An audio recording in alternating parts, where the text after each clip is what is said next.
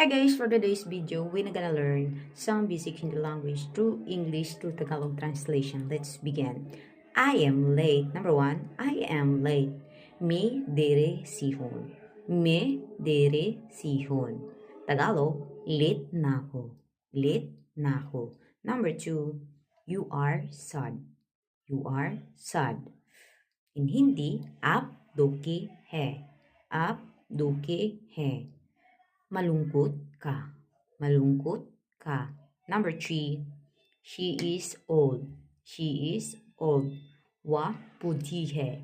Wa budhi hai. Matanda na siya. Matanda na siya. Number four, that is a dog. That is a dog. Wa ikuta hai. Wa ikuta hai. Iyon ay isang aso. Iyon ay isang aso. Thanks for watching guys. Like and subscribe.